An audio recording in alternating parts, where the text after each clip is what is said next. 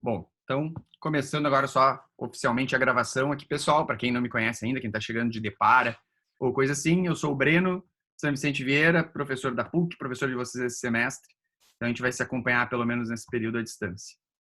Bom, a gente falou sobre pesquisa quantitativa, que é a gente transformar em números alguns tipos de observações para a gente poder, através desses números, fazer o entendimento e tentar entender os fenômenos psicológicos. Então, muitas vezes a gente vai usar isso para de formas dicotômicas, do tipo, fez ou não fez determinado comportamento.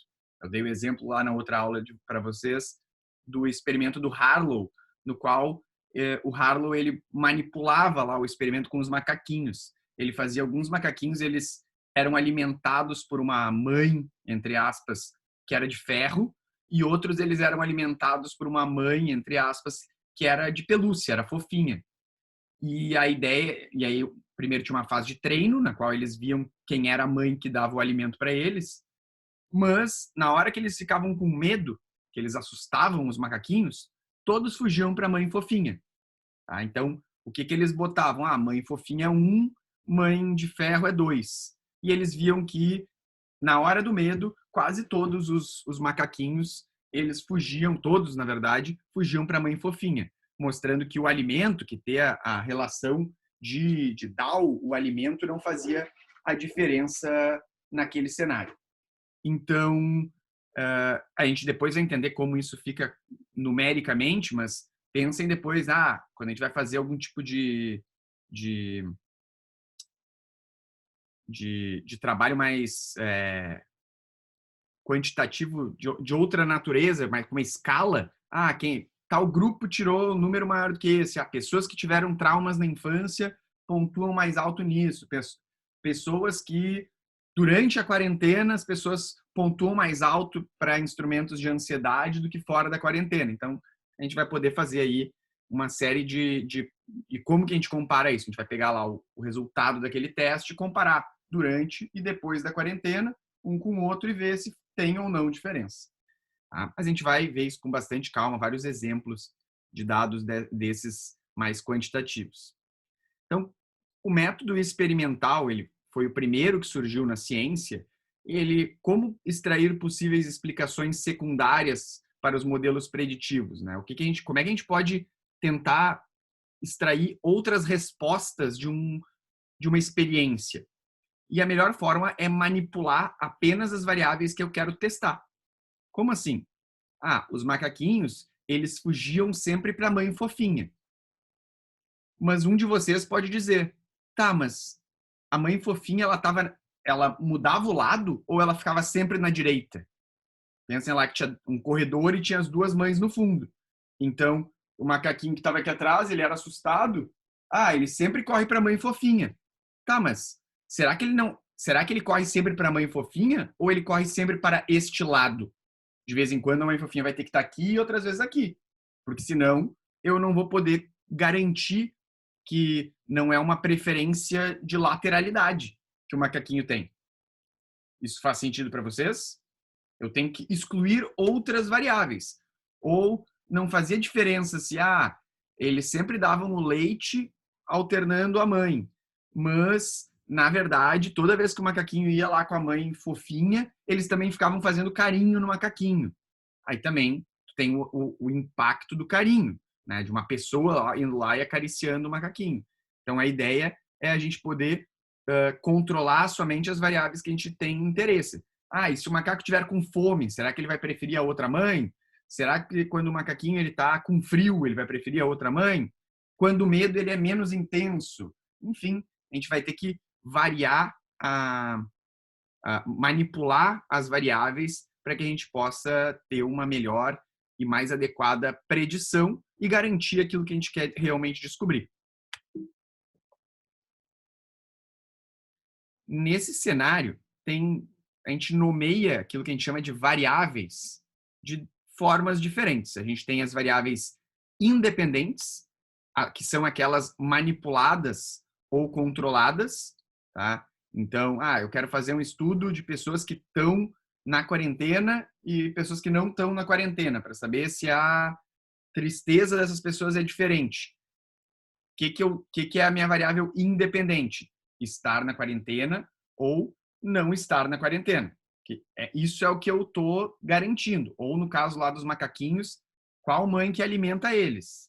Isso é a variável independente. Dependente é tudo aquilo que eu quero testar. É tudo aquilo que são as variáveis de resposta ou que são dependentes da minha hipótese. No caso, eu acho lá, o Harlow, ele achava que o medo, ele faria o macaquinho ir para a mãe que alimenta ele. Então, ele tinha mãe fofinha com alimento, mãe fofinha sem alimento. E mãe de ferro com alimento e mãe de ferro sem alimento. E ele esperava que os macaquinhos fugissem na hora do medo sempre para a mãe do alimento. Mas, na verdade, eles preferiam a mãe fofinha. Tá? Ou eu quero testar a tristeza durante a quarentena. A tristeza é o que eu vou testar. A tristeza é o que pode estar diferente durante ou fora da quarentena. Tá? Poderia ter um outro estudo, talvez daqui 20, 30 anos, alguém faça esse estudo. Eu quero ver em qual período da vida as pessoas elas ficaram mais entediadas. Eu estou estudando tédio. Tá? Até não conheço pesquisadores que trabalhem com isso. Talvez algum pesquisador social lá do nosso PPG, talvez o Jean, estude tédio. Mas, enfim. Aí eu quero estudar tédio. Eu quero entender em qual fase da vida, adolescência, ou se teve um período histórico que as pessoas ficaram mais entediadas. E aí eu aplico lá um questionário, que eu desconheço, ou que eu monto um questionário com base lá nos meus conhecimentos, e eu vou aplicar em pessoas de 30, 40 e 50 anos.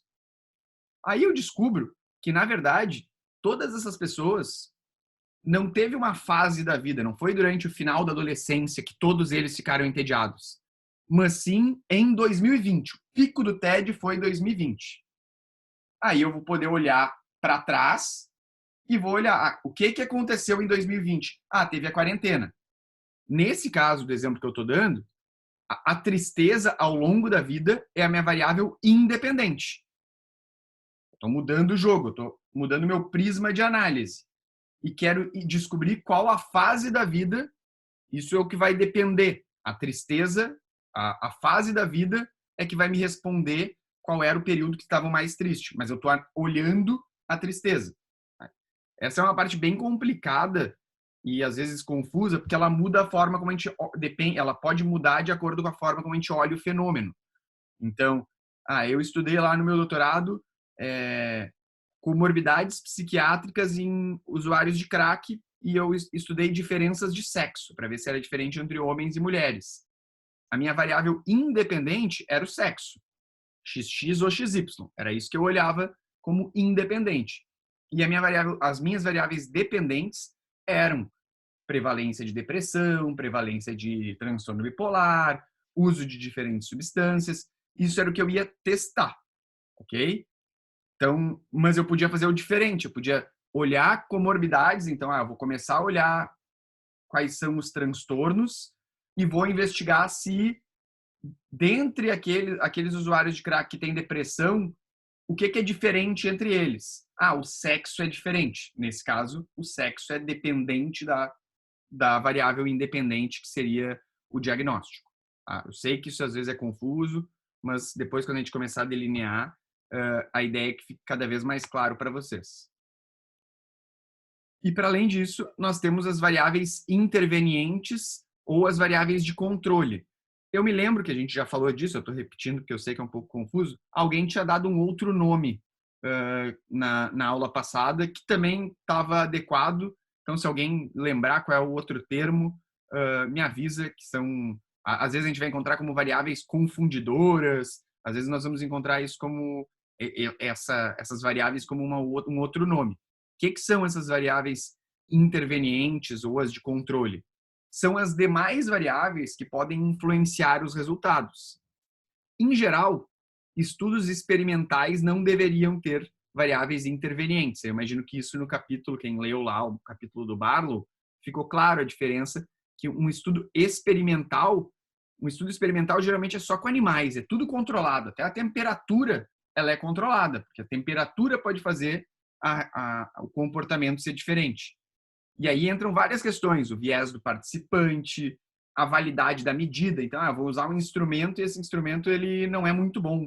Todo mundo sempre responde, tem nota máxima nesse instrumento, aí não vai fazer diferença. Ou a confiabilidade da medida. Então, se a medida ela de fato testa aquilo que eu queria que ela testasse, ou se na verdade ela testa outra coisa. Tá? Então, então, por isso que muitas vezes vocês vão ver, o meu estudo ele era para investigar a memória. Ou vocês vão desenhar depois os estudos de vocês e eu vou dizer, ok, tu quer investigar,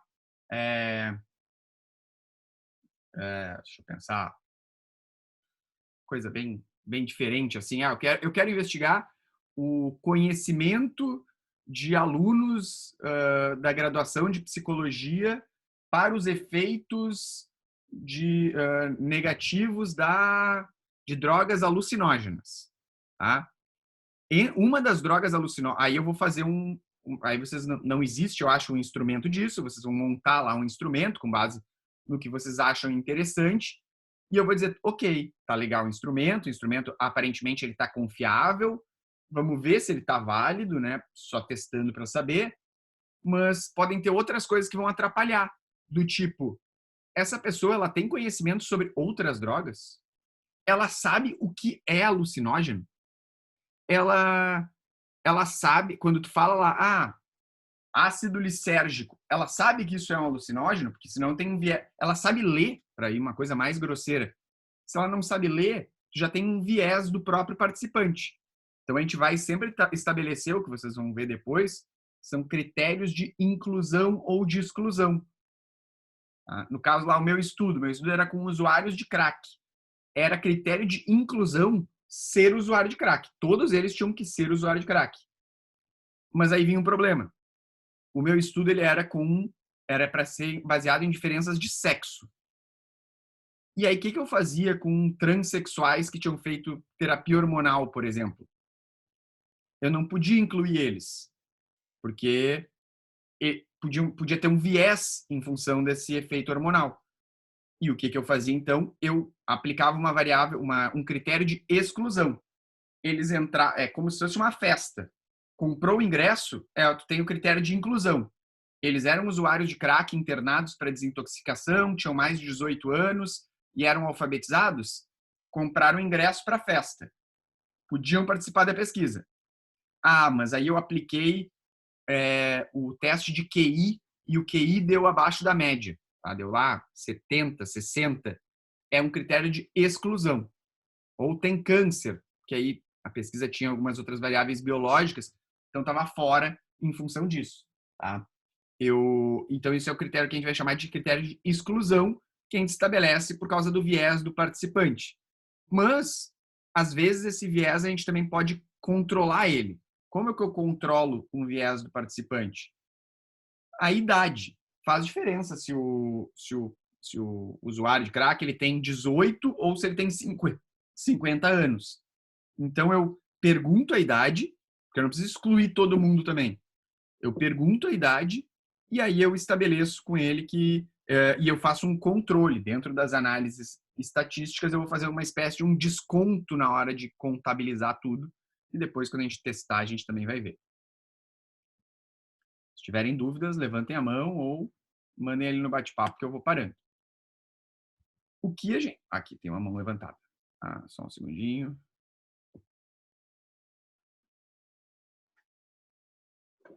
Letícia, pode falar.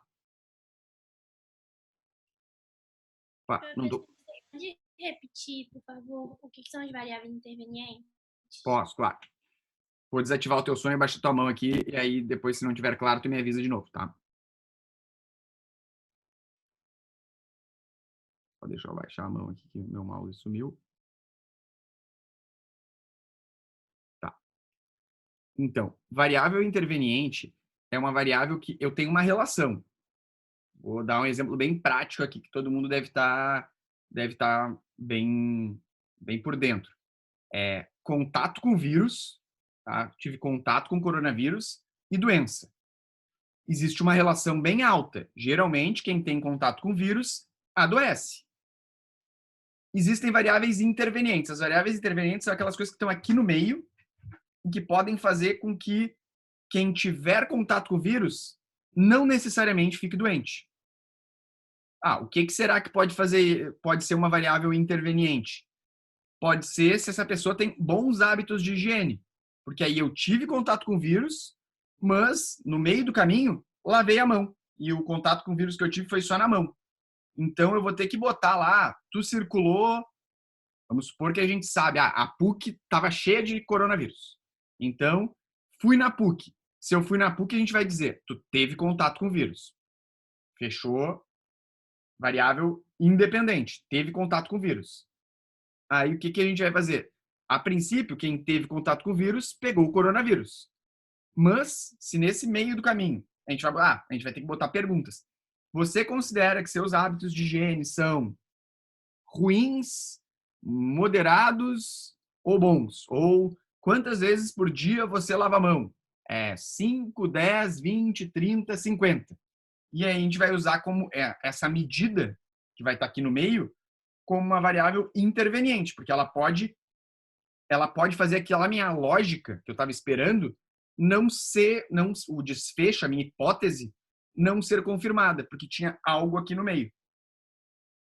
Ficou claro, Letícia? Dá um okzinho para mim, para eu saber daí se...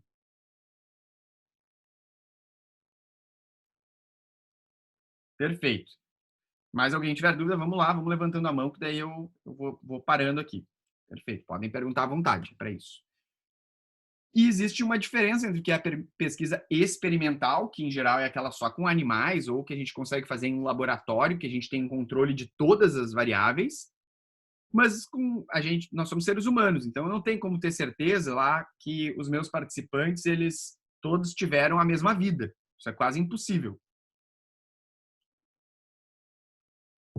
Então a gente chama uma pesquisa de quase experimental.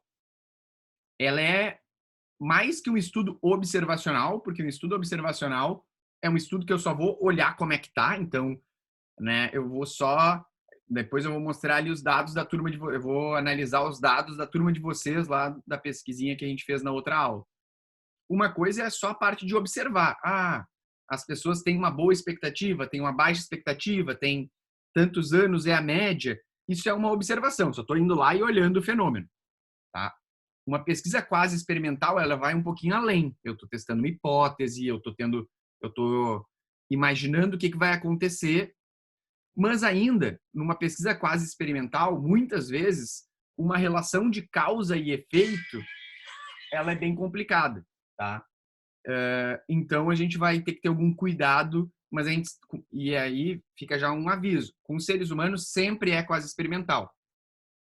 E aqui vem aquele ponto. Então tudo...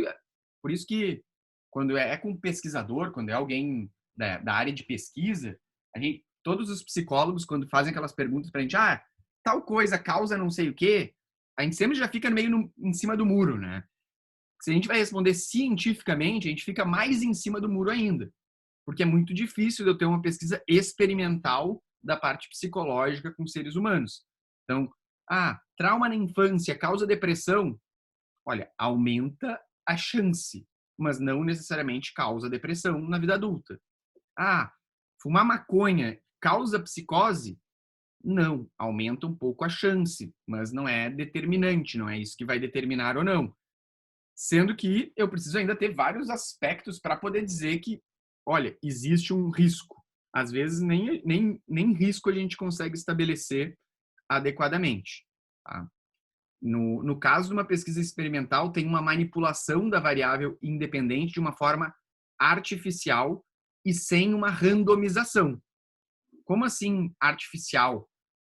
Eu vou fazer aqui, vou dividir vocês em duas salas e vou dizer, na sala A, eu vou dar aula com slides e na sala B eu vou dar aula sem slides. Eu estou manipulando as variáveis, mas é de uma forma artificial. Eu poderia até sortear vocês, assim, jogar uns numa sala e outros na outra, e aí eu quero testar quem vai aprender mais. Essa seria a minha hipótese, é de que quem vê os slides aprende mais. Tá?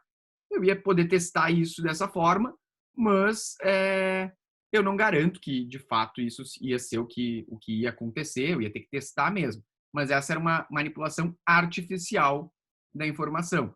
Com seres humanos, isso sempre é artificial. Então, eu quero comparar a memória de pessoas com esquizofrenia com a memória de pessoas que não têm esquizofrenia. Eu não tenho como randomizar, eu não tenho como sortear quem tem esquizofrenia e quem não tem, não tem.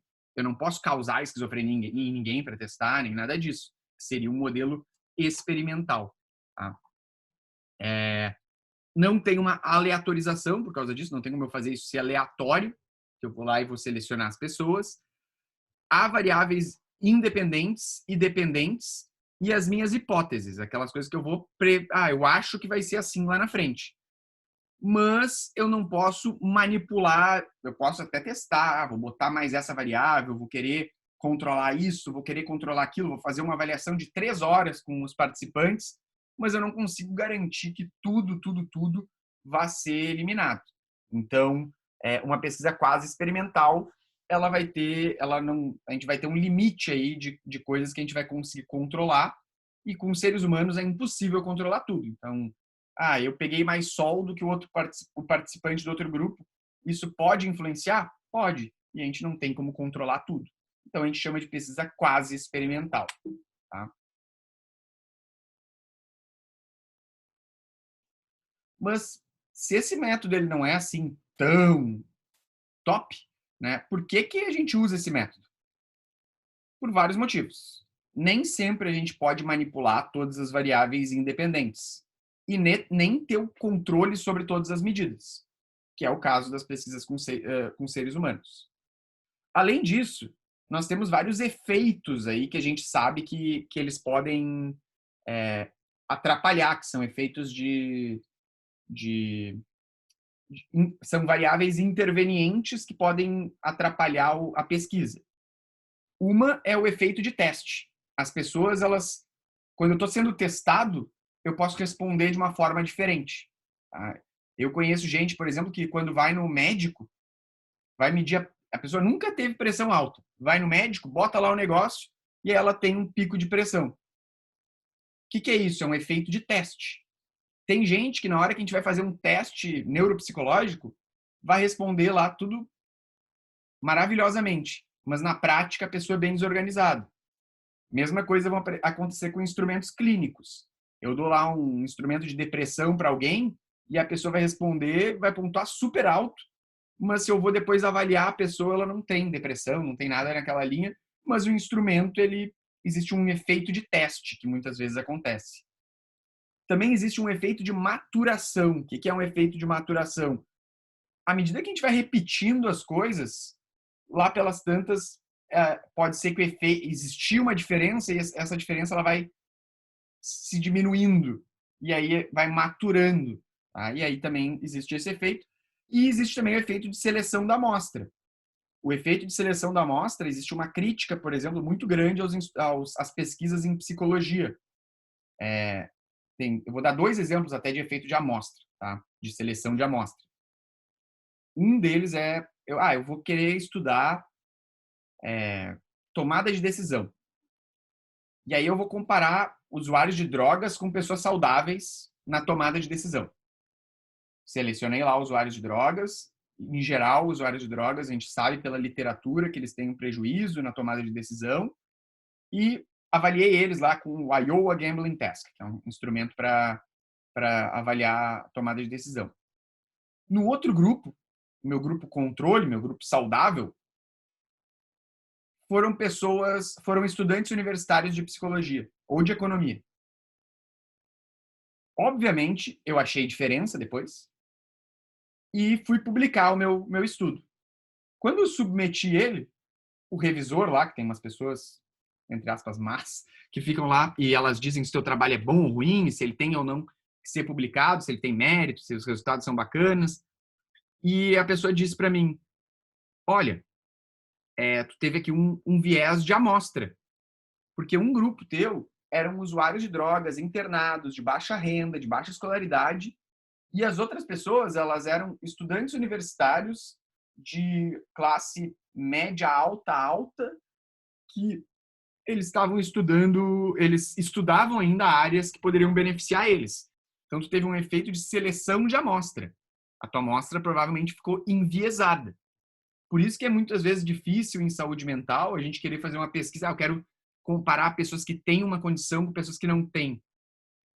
Eu tenho que, o meu grupo comparativo ele tem que ser mais ou menos parecido com o outro, porque senão eu vou estar enviesando, vou estar tendo variáveis intervenientes que vão estar aqui atrapalhando os meus possíveis resultados.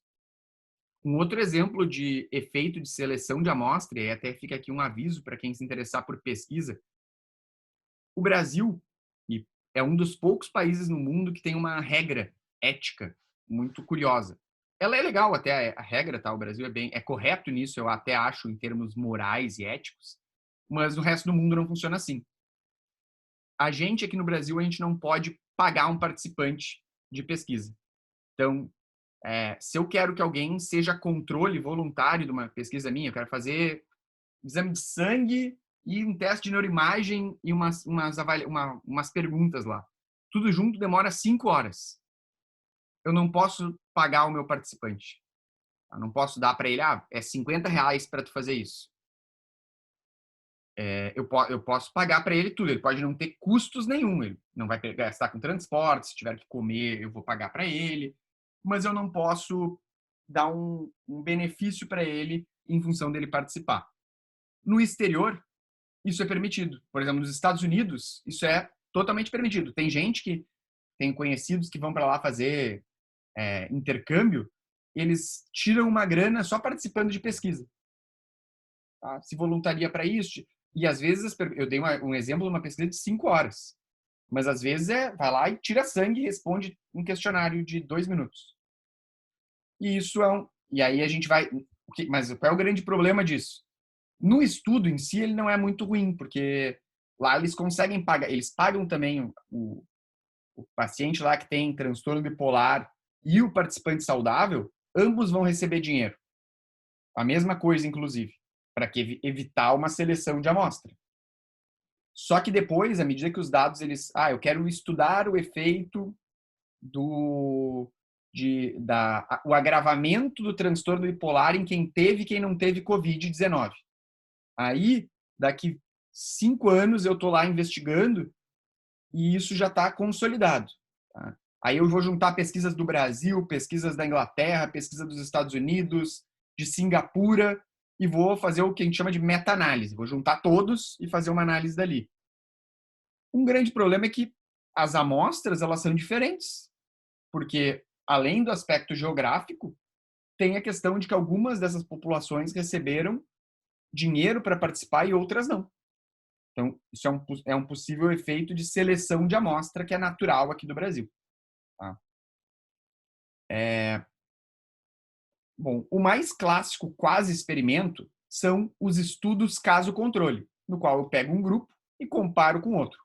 Que são os exemplos que eu estou dando para vocês, que são geralmente os mais fáceis em termos de entendimento, e eu acho que é aquilo que eu mais recomendo para vocês aqui nessa disciplina. Tá? Se alguém lá, depois a gente conversando, quiser fazer algo mais de relação, que a gente vai estabelecer, as análises geralmente são um pouquinho mais sofisticadas, um pouquinho mais complicadas, mas dependendo aí o amadurecimento do projeto de cada grupo, a gente consegue investigar também, tá? Consegue fazer. São os estudos de caso-controle não equivalente, tá?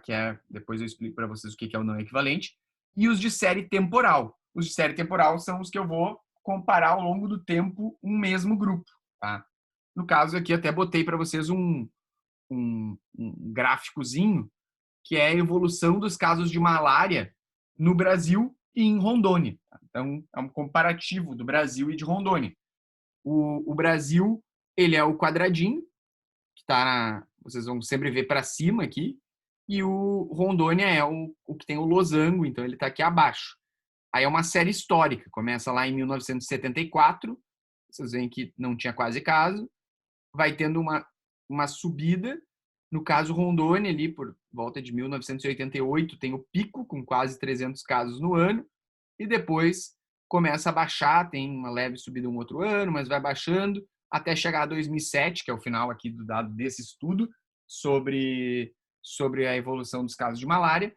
Mas se a gente faz o comparativo, no Brasil, a gente tem lá a gente teve em 2007 um pouco menos de 500, tá? Enquanto em Rondônia a gente teve um pouquinho menos de 100. Claro, vai comparar Brasil com Rondônia? Não. Isso aqui é para fazer um comparativo e justamente mostrar, por isso que vem muitas vezes o cuidado que a gente tem que ter, ou a própria agora, a gente está vendo esse monte de informações sobre a Covid, aí vem a parte de entender a pesquisa quantitativa. O que de fato esse número quer dizer? 50 mil casos no Brasil e 50 mil casos na Itália no mesmo período de tempo. Isso quer dizer que a nossa, ou num período até menor, quer dizer que está mais grave aqui ou mais grave lá? Olha, depende em quantas áreas isso aconteceu, depende em quanto tempo isso aconteceu, depende. O Brasil é muito maior do que a Itália, então será que comparar o número absoluto é a melhor forma? Aqui, nesse caso, se a gente fizesse um percentual, obviamente as pessoas estão se infectando proporcionalmente muito mais em Rondônia do que no Brasil, né?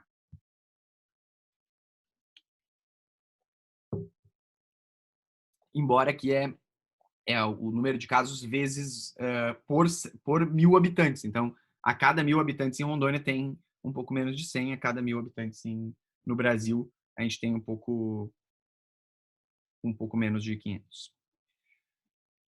Esses estudos também vão ter os problemas de viés de seleção, ou seja, quem que eu vou selecionar. Então, eu quero estudar a Covid-19, mas eu moro em Petrópolis, ou moro numa cidade que não está tendo tantos casos quanto tem no Rio de Janeiro.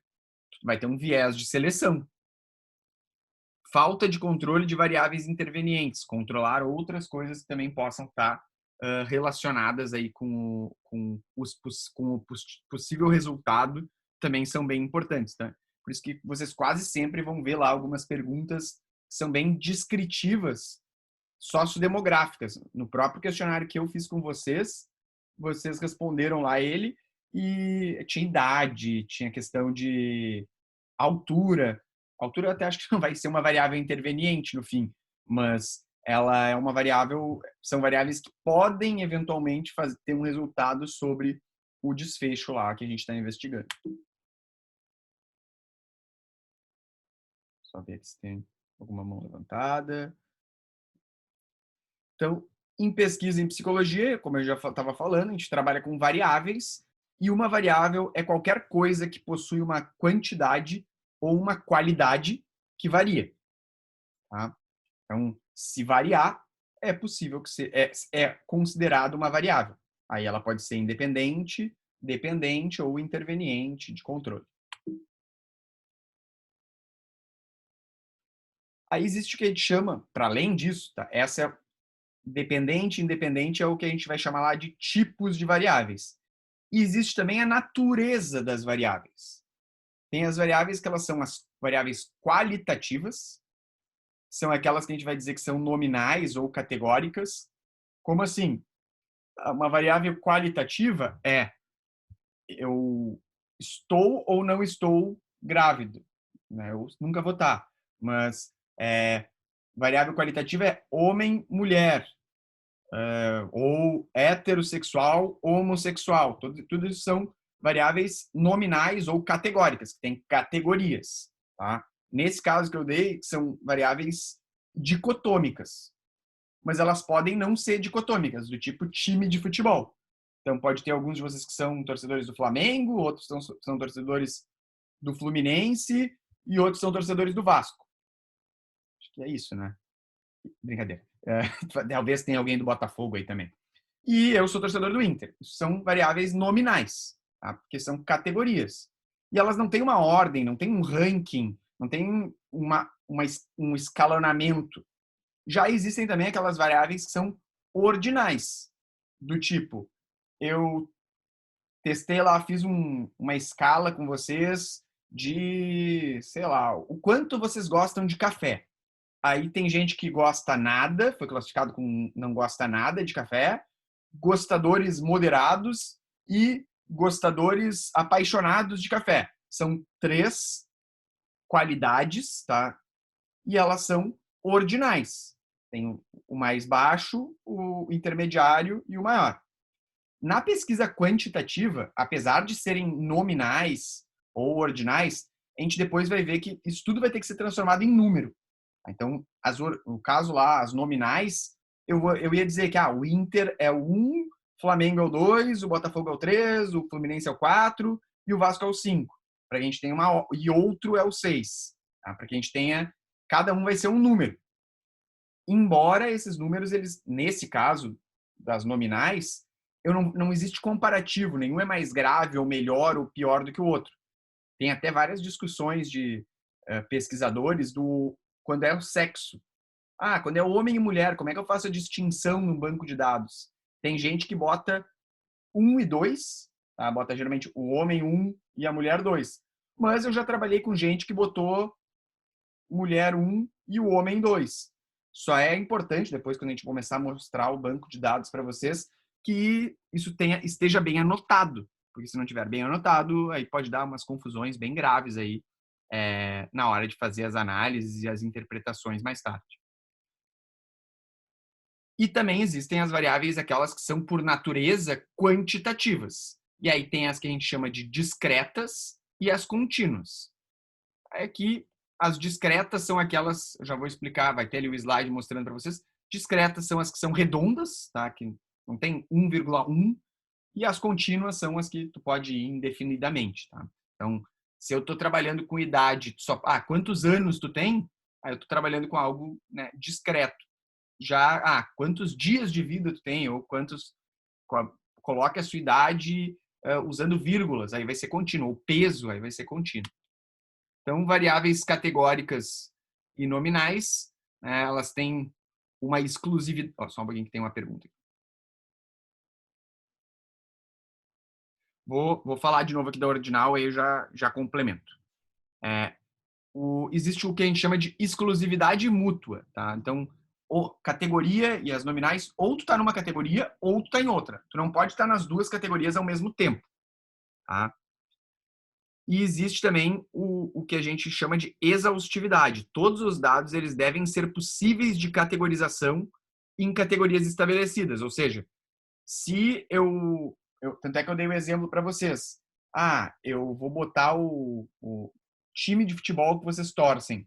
Aí todo mundo respondeu, mas teve alguém que eu não consigo responder essa pergunta. Por quê?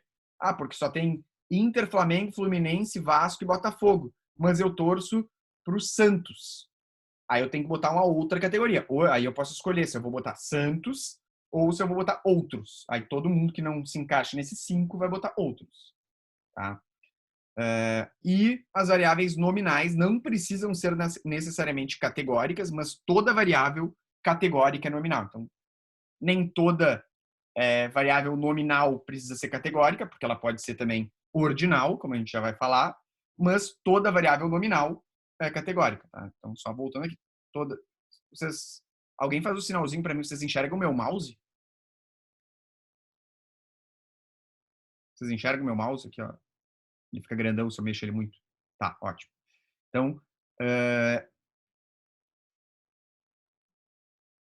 Então, assim, toda que está aqui nominal, ela também pode ser qualitativa e categórica, né? E as ordinais, elas também podem ser categóricas. Perfeito. E, deixa eu ver aqui se eu vou... Tá, depois vai vir as ordinais ali para responder a pergunta. Então, exemplos de variáveis categóricas ou nominais. O nome é uma variável categórica ou nominal.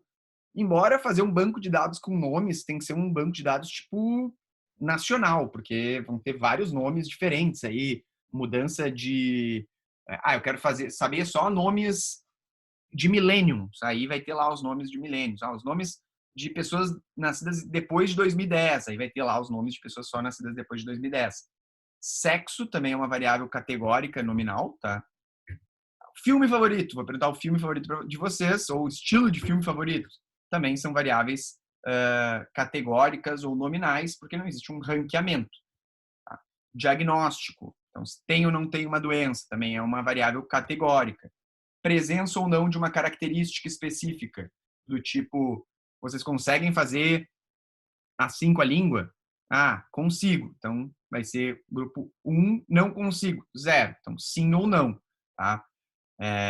Gênero, então a pessoa vai lá escolher o gênero que ela mais se identifica e a gente vai também fazer categórico, nominal. Não existe uma ordem de melhor a pior, de bom ou ruim, de menos ou mais.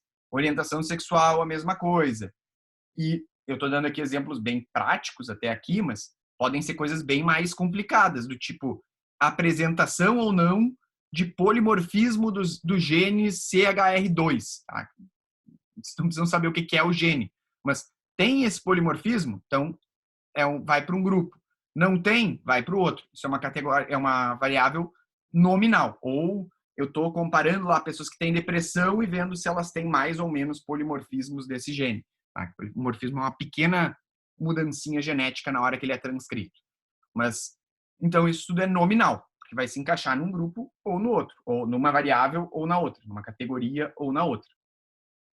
Dúvidas do que é variáveis categóricas nominais? Então, vou seguir. Variáveis ordinais, que tinham perguntado. Também existe uma exclusividade mútua. O que isso quer dizer? Uma variável não pode também ser considerada como a outra. Então, ou eu sou leve ou eu sou grave numa determinada coisa. Eu não posso estar nos dois níveis ao mesmo tempo. Tá? Eu não posso estar de 3 semanas no primeiro trimestre e no terceiro trimestre ao mesmo tempo da gravidez. Uma mulher não pode, ela tem que estar em um ou outro. Eu não posso ter sintomas leves e graves de depressão ao mesmo tempo. Ou eu tenho um nível, ou num estágio, ou eu tenho no outro. Tá? Então, isso também não. A gente tem a exclusividade mútua e tem também a exaustividade. Todo mundo que respondeu aquilo vai ter que se encaixar em algum dos níveis desta ordem. As próprias categorias, elas podem ser organizadas de maneira ordenada, do tipo ausente, leve, moderado e grave, como eu tinha falado para vocês. Eventualmente, as variáveis elas podem ser intervalares. O que isso quer dizer? Eu vou estabelecer a ordem através de critérios numéricos. Tá? Então, vou dar um exemplo bem prático para vocês, que eu vou ir já lá nos dados que vocês responderam. Tá? Não se preocupem que não aparece o nome de ninguém. Só deixa eu abrir aqui. Tá.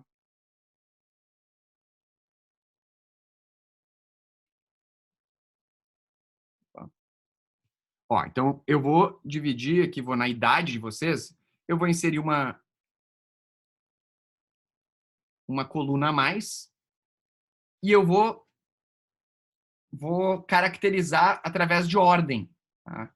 Que vai ser qual faixa etária. Vocês botaram qual era a idade de vocês e eu quero estabelecer a faixa etária. Como que eu vou estabelecer a faixa etária? Eu vou considerar que até 18 anos é considerado. Vou ter que olhar. Eu não sei, eu não quero estabelecer aqui a ordem e ninguém se sentir ofendido. Então eu vou ir no Google aqui e olhar faixa etária, anos e é isso. Vamos ver o que o Google vai nos dizer. Vou botar o Wikipedia. Para saber se é jovem adulto, se é adolescente.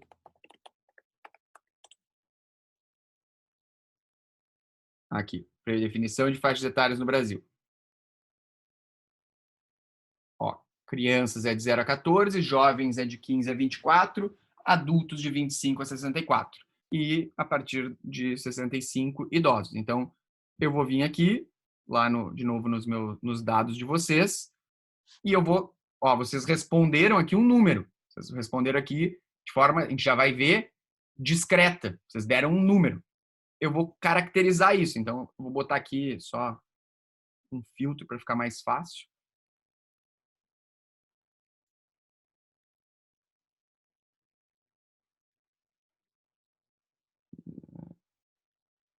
Ué.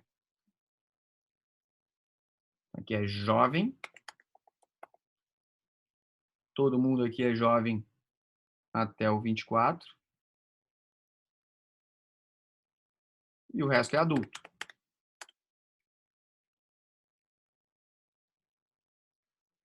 Essa mudança aqui, e o jovem e o adulto, é uma caracterização ordinal. Poderia ter idosos também, se a gente tivesse pessoas acima de 65. Ou crianças, se tivesse algum gênio com menos de 14 anos na nossa turma. Tá? Isso é ordinal. Mesmo que todo mundo ficasse numa mesma categoria, seria uma divisão ordinal. Ok? Tá. Se vocês tiverem dúvidas, por favor, assinalem, que daí eu paro e explico novamente para ficar mais claro. Mas a gente depois vai explorar ainda aqueles dados ali de uma forma mais intensa para vocês se divertirem mais e eu também me divertir mais ali. Mas por enquanto a ideia é vocês verem o que é, entenderem os tipos de variáveis, porque vai fazer bastante diferença na hora que a gente for manipular elas e analisar elas. Ok? Então, não estou vendo nada piscar aqui. Deixa eu ver só. Então, vou seguindo. Variáveis quantitativas. Bom, vamos começar de novo, né? Na pesquisa quantitativa, eu sempre vou ter que transformar as variáveis nominais em números, por mais que elas não sejam. Depois, a gente vai pegar aquele... O jovem vai ser o...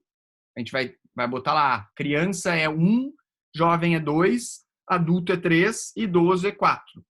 E eu vou trabalhar com o número 2 aqui para o jovem. Tá? Mas, por enquanto, eu vou deixar aqui no jeito nominal ainda, no texto, para a gente ficar vendo ele assim.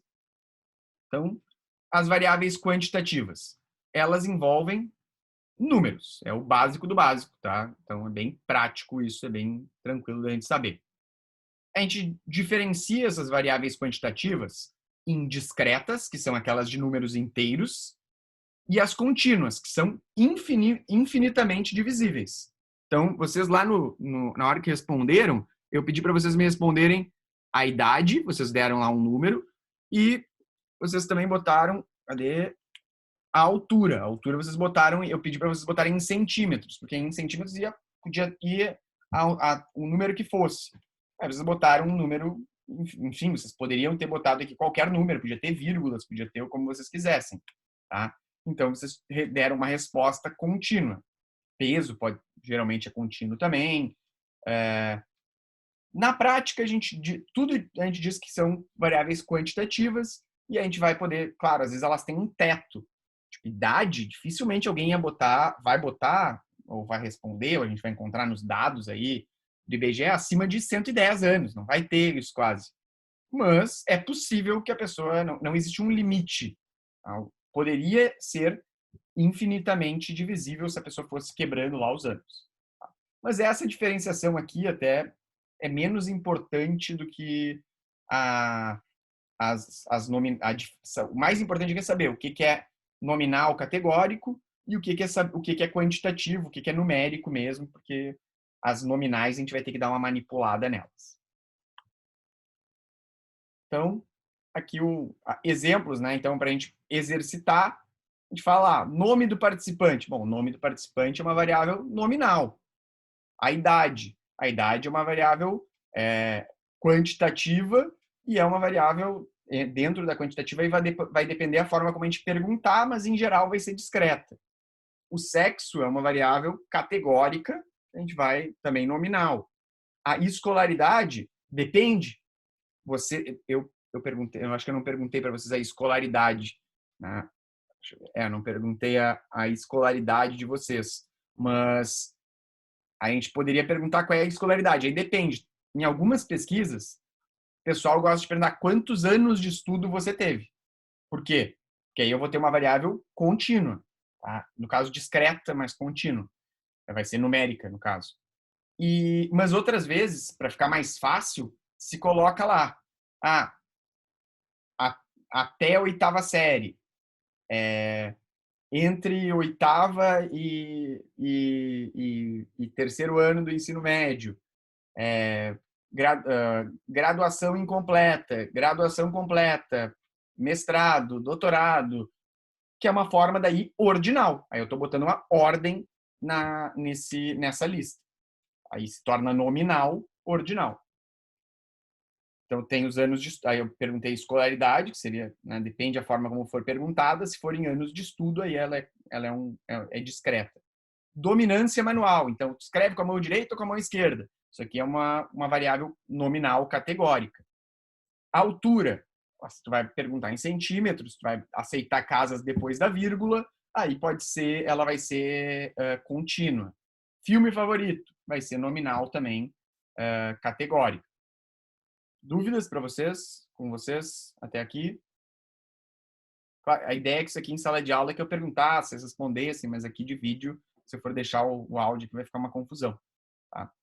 Então, para a gente evitar, eu fui respondendo aqui enquanto esperava. Espero vocês tenham tentando acompanhar, mas se não fez algum deles sentido para vocês, por favor, assinalem para a gente parar e rever com calma aqui. Mas como não tem mãos levantadas nem nada, eu vou seguindo.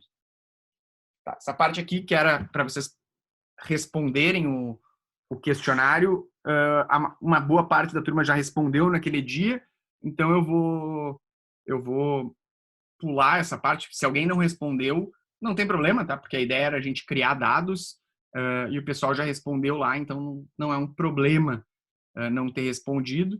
E então a gente vai ficar com aqueles dados lá que já foram feitos. E aqui uma última frase lá, só para a gente terminar essa parte aqui. O pensamento científico não é momentâneo, não é estático, ele é um processo. E isso aqui é algo que eu acho que é bem legal de vocês saberem, que os resultados que a gente tem hoje, a ciência ela nos permite que, se amanhã a gente achar um resultado diferente, aqueles que a gente tinha antigamente, a gente vai eles vão estar sendo questionados. Eu vou fazer mais estudos e talvez eu tenha que refutar aqueles dados que eu tinha antigamente ou reinterpretar eles. Não tem uma coisa que, uma vez eu cheguei nessa conclusão e isso vai ser assim para sempre. E em psicologia, essa é uma das coisas mais importantes. A gente está aberto à reformulação e à reavaliação daquilo que um dia foi colocado como um conhecimento totalmente concreto. Tá? Uma frase de efeito aqui, só para a gente terminar essa parte mais prática.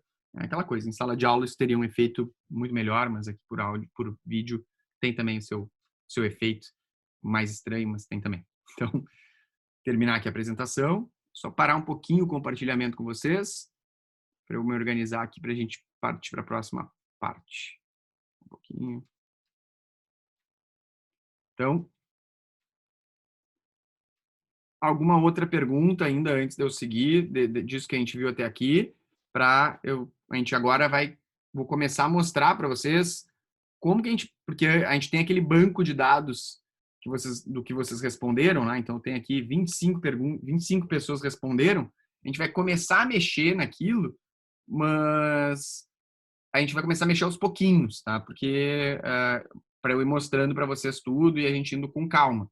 Mas a ideia é que a gente continue aos pouquinhos cada vez mais mexendo naquilo, vou mandando também para vocês, espero ao longo da semana eu dar uma trabalhada com o vídeo daí, porque eu consigo editar para vocês ficar mais claro também o que eu estou manipulando ali, tem uma parte também, tem que calcular os scores, e aí eu vou fazer isso automaticamente para que a gente não perca tempo.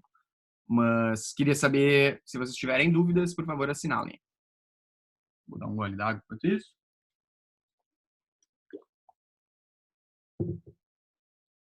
Então, beleza. Aparentemente, tudo certo. Vamos lá, então. Vou compartilhar de novo a tela aqui com vocês.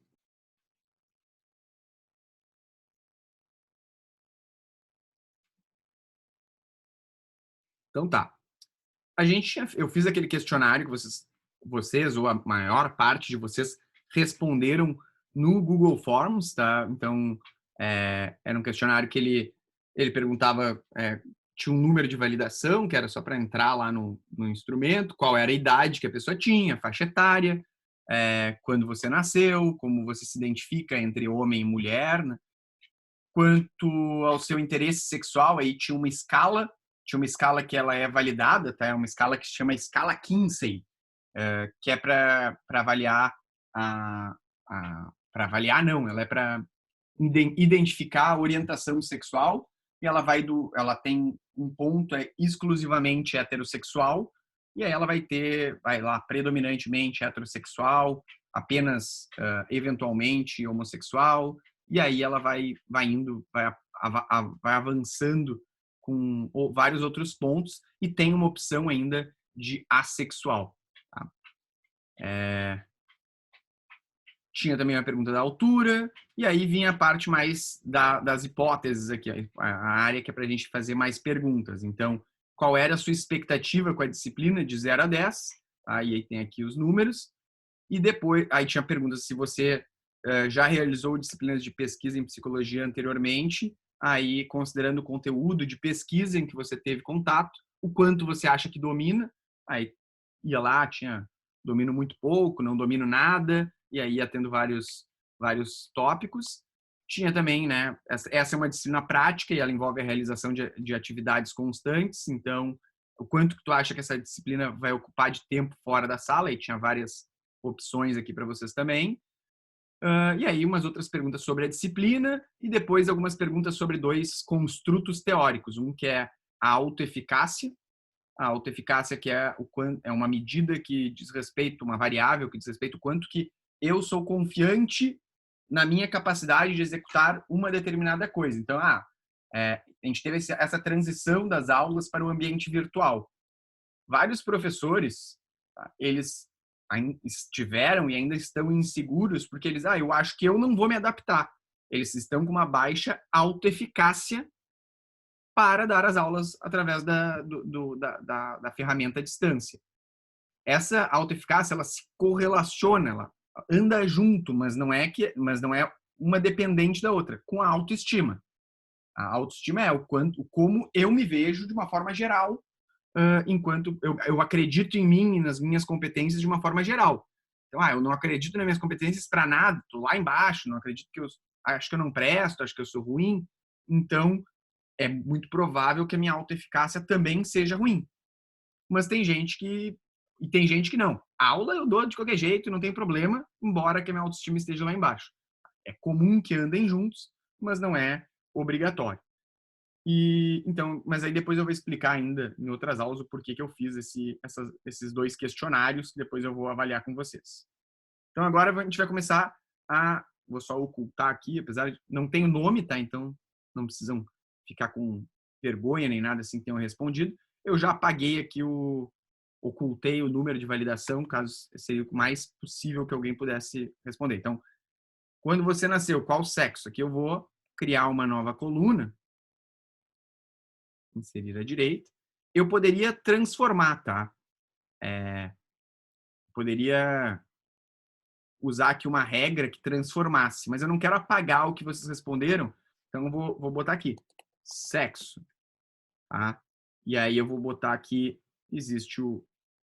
eu vou botar uma fórmula aqui. C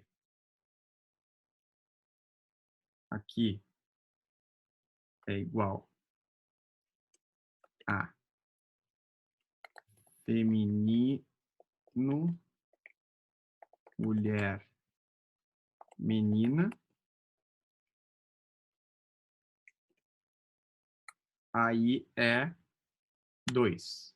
Vou usar essa, de novo, não interpretem como nada sexista, mas eu vou botar como 2 que eu estou mais acostumado. Mas se vocês, nos de vocês, quiserem usar como 1 e o homem como 2, 0, 1, fiquem à vontade, tá? É só aqui que eu estou botando. E se for masculino,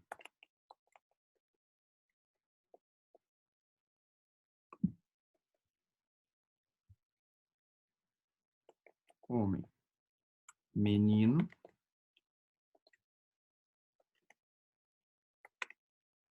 aí é 1. Opa. Eu vou deixar aqui. Espero que funcione toda essa fórmula. E deu problema. Eu tentei aqui usar uma fórmula e fiz alguma bobagem.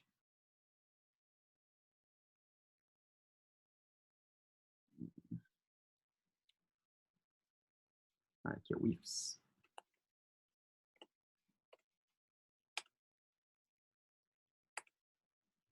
Então, no caso, deu 2 aqui porque é mulher. Eu vou só estender isso aqui para todos. Claro, eu estou já fazendo assim. Deu problema aqui.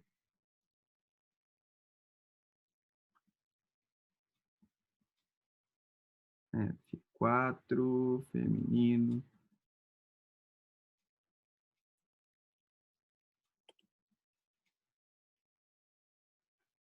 Todos um deu problema, na verdade. Deu problema na forma. Ah, já sei. Tem que ter uns parênteses a mais. Vocês não precisam usar também. Eu poderia fazer tudo manualmente. Estou fazendo aqui só porque vocês já irem olhando quando o banco for grande. E também depois eu posso ajudar vocês. A gente pode até passar os dados, tá? Não precisa ser dessa forma como eu estou fazendo aqui. Mas só para ficar, estou fazendo aqui só para a gente já ir vendo algumas das ferramentas. Então, e isso também é bem importante. Vocês vão ver que dá muita confusão o tempo todo. Assim, é comum dar erros e a gente ter que contar o que será que deu errado, mas se ficar demorando muito aqui, eu desisto.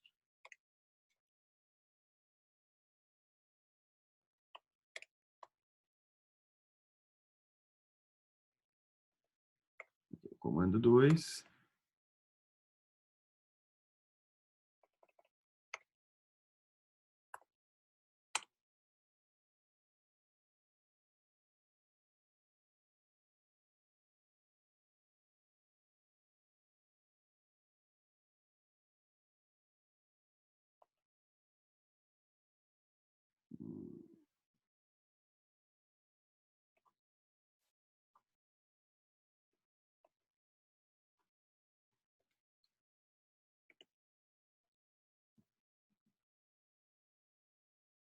Tá, vamos fazer na base do manual aqui, porque senão, daí depois quando eu postar o vídeo de todos, eu faço ele bonitinho com vocês. A gente vai ficar aqui muito tempo e não vai dar. A gente, por enquanto, como é pouco dado, é mais fácil. Então, aqui fica 1 e aqui fica 2.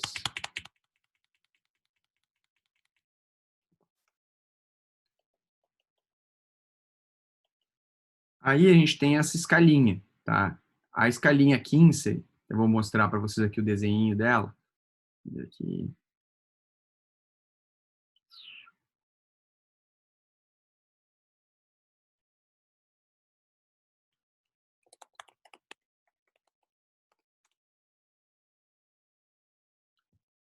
A escala Kinsey, ela é assim. Na prática, tá? A resposta, apesar dela ter, fica bonitinha, branca.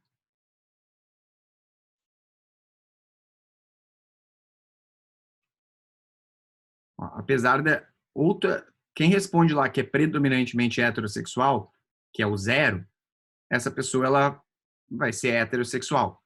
Todas as outras respostas, tirando o assexual, que não está aqui na lista, já são consideradas bissexuais, tá? Tirando o extremo, que é homossexual. Então, apesar dela ter 6 pontos, se a pessoa responde 1, 2, 3, 4 ou 5, todos os que estão ali no meio, na prática ela já é considerada, pela escala, bissexual. Então, é uma escala que ela tem 7 opções de escolha, mas na prática ela tem 3 ordenações.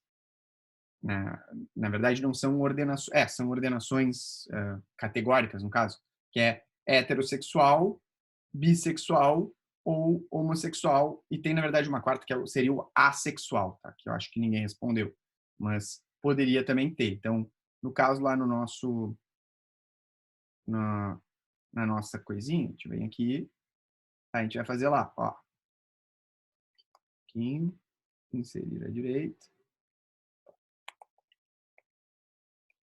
inserir à esquerda. E aí, vou colocar, ó, quem for, a gente tem aqui,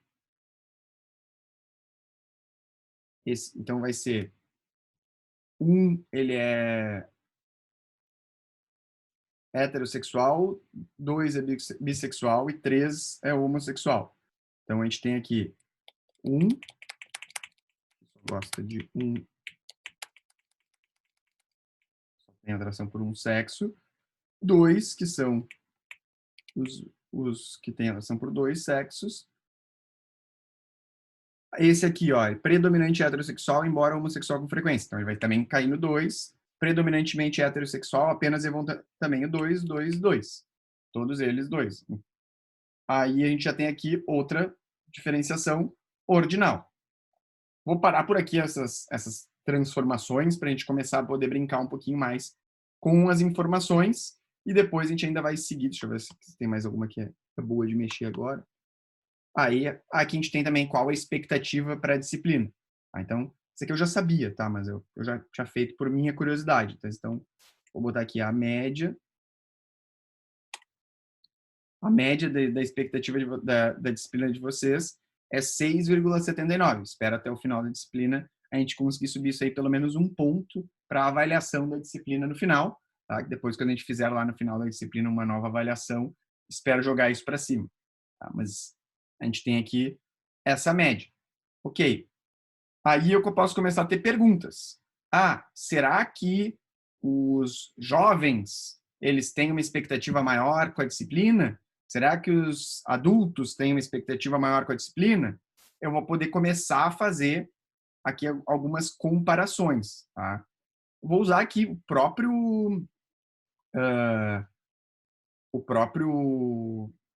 a própria ferramenta do Google, mas eu vou ao longo da semana, através do Felipe, pedir para vocês, quem conseguir, instalar no seu computador um programinha que ele fica mais legal e acho que vai ser mais interessante para vocês usarem no,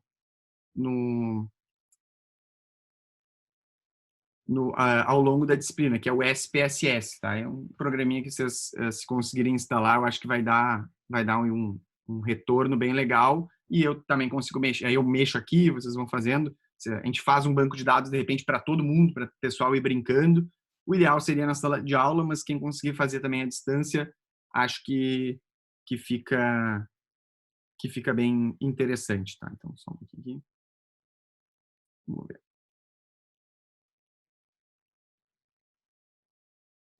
Tem um problema aqui.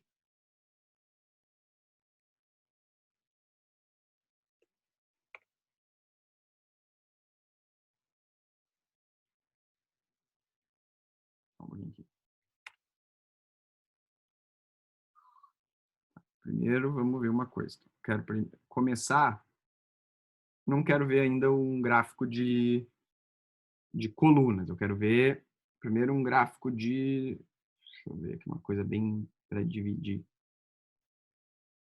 Bem descritivo. Vamos começar com um gráfico de pizza. E o que eu quero saber é a diferença da turma aqui quanto homem ou mulher. Então, tá, pode ser de barra também. Nós temos um pouco menos de homens em comparação a mulheres. Tá? Isso aí, holisticamente, a gente já sabia. Vamos ver o que mais a gente consegue. Quero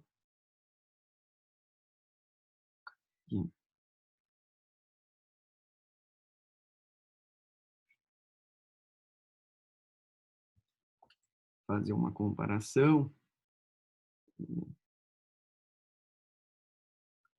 de colunas empilhadas.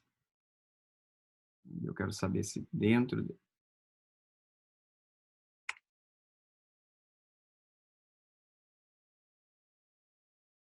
fazer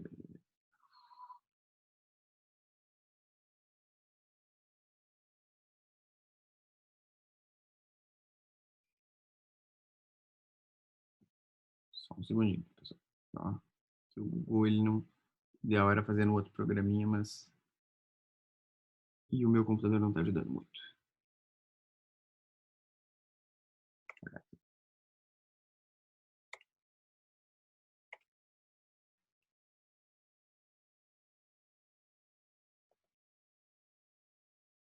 Selecionar esse.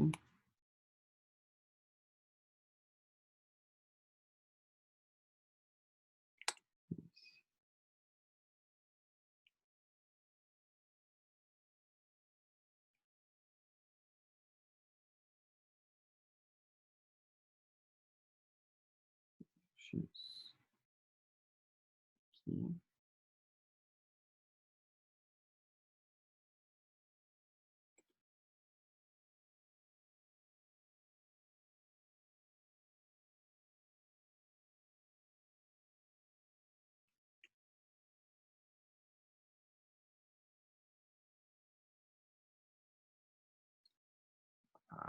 Tá, vou ter que reconfigurar aqui a ordem que eles estão entre linhas e colunas para ilustrar para vocês, e aí eu posto depois o videozinho dele, que senão a gente vai perder muito tempo aqui no Google Drive.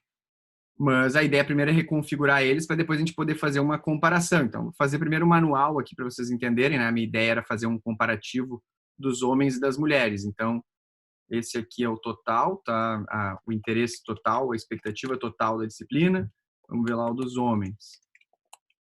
O dos homens, se a gente divide até os...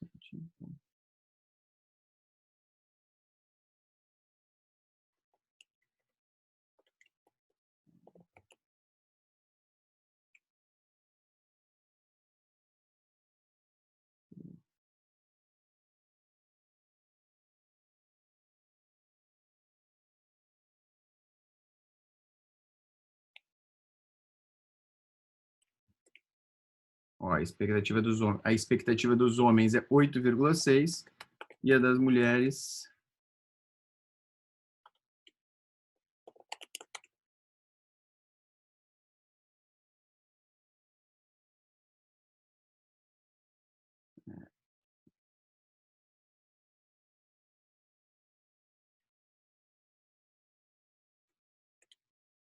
6,35. Então, o melhor... tem interesse que a minha nota suba, talvez eu faça alguns direcionamentos para o pessoal da turma feminino gostar mais da disciplina e assim eu melhorar a avaliação geral lá no final dela. Claro que é uma hipótese que está sendo construída. Mas pode ser que, na verdade, esse número não se deva ao fato de serem mulheres ou não. Tá? Pode ser que tenham outras variáveis aqui no meio. E aí pode ser que seja a orientação sexual, pode ser que seja o quanto a pessoa já estudou antes, pode ser o quanto de tempo ela acha que ela vai gastar na disciplina, a idade dela, enfim, uma série de variáveis que podem ser intervenientes aqui nesse espaço de avaliação, entre lá o sexo e qual a expectativa que a pessoa tem com a disciplina. Existe um caminho aqui. Dúvidas, pessoal?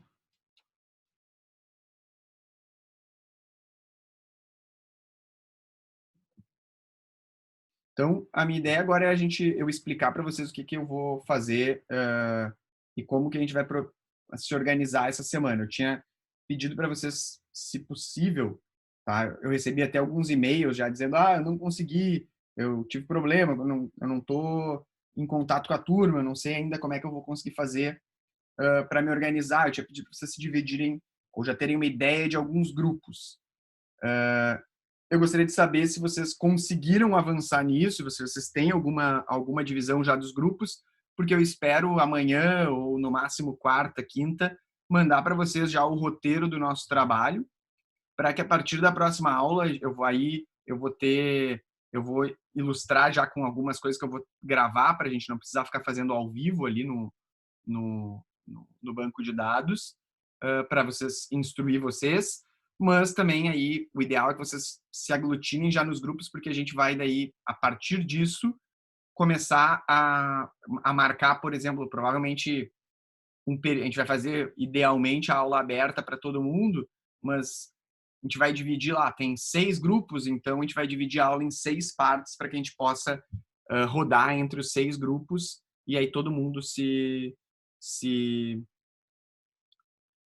organizar. Tá, eu vi várias pessoas estão postando ali, os grupos são até 5 pessoas, isso.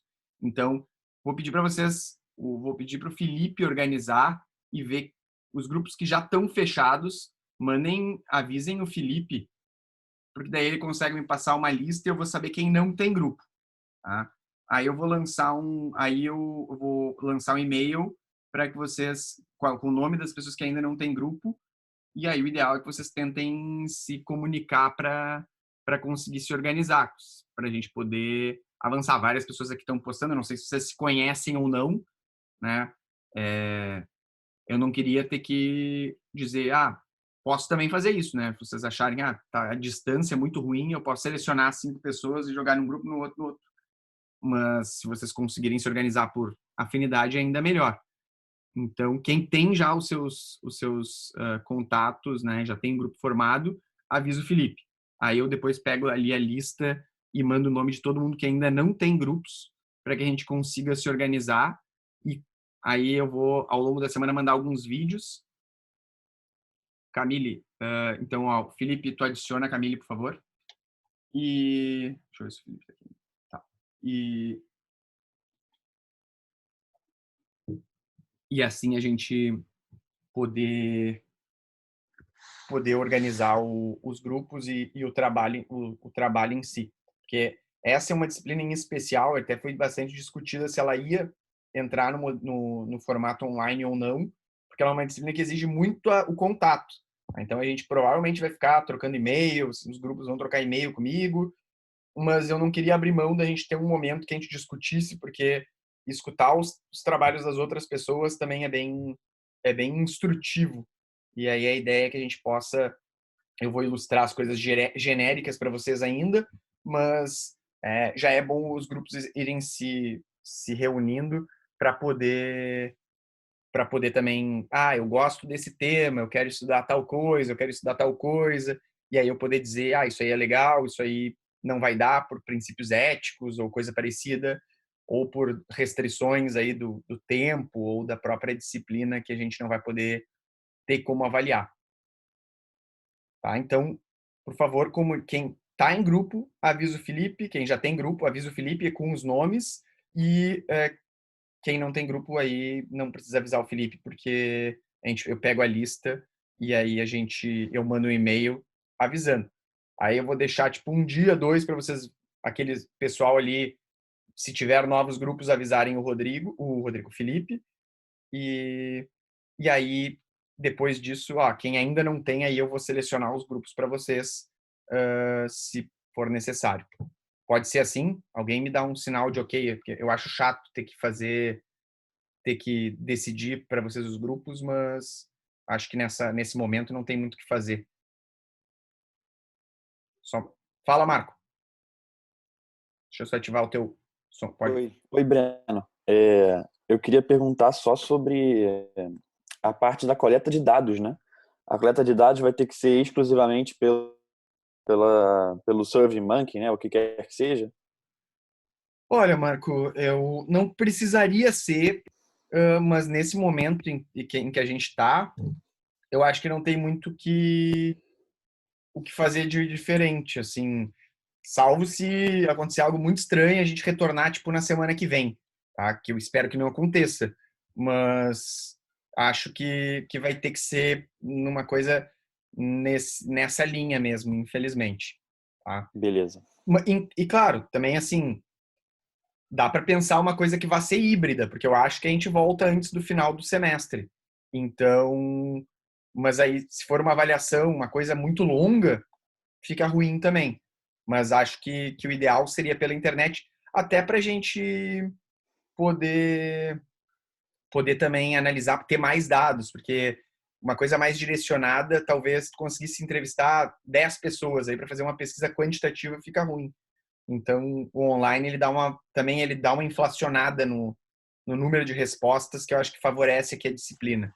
Mas nesse nosso momento, acho que vai ter que se pensar prioritariamente online. Beleza. Valeu, obrigado. Nada, que isso. Vou só baixar tua mão aqui e desativar o teu som. Alguma outra pergunta, pessoal? Tá, então, reforçando os avisos. Eu vou postar essa aula e aqui nessa disciplina eu vou deixar as aulas online, tá? Não tem problema de tirar uma semana, só peço que vocês não façam download, repassem, nem nada assim. 2, vou pedir para quem tem grupos, avisa o Felipe, já tenho grupo e essas são as pessoas que estão no meu grupo. Que aí o Felipe vai me repassar e eu vou mandar a lista com, essa é a lista de pessoas que não tem. Alguém aqui consegue se encaixar com outros? Aí dou mais uns 2 dias Quem ainda não tiver se encaixado com mais ninguém, aí eu vou montar os grupos meio que da minha cabeça, tá? E para a gente poder seguir em frente, mesmo que não seja o ideal. Devo mandar também alguns outros vídeos mais práticos ali, principalmente de mexendo com o banco, para vocês já depois poderem usar como modelo para vocês mesmos na hora que estiverem aplicando, ok? E estou disponível para outras dúvidas que vocês tenham. Mas se mais alguém quiser perguntar alguma coisa, estou à disposição.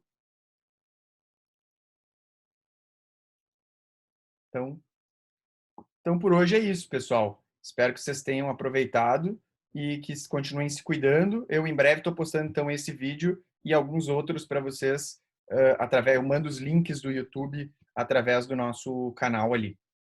Tá ok? Então, uma boa semana para todo mundo. Espero que vocês estejam se cuidando aí. É isso. Tchau, tchau, pessoal.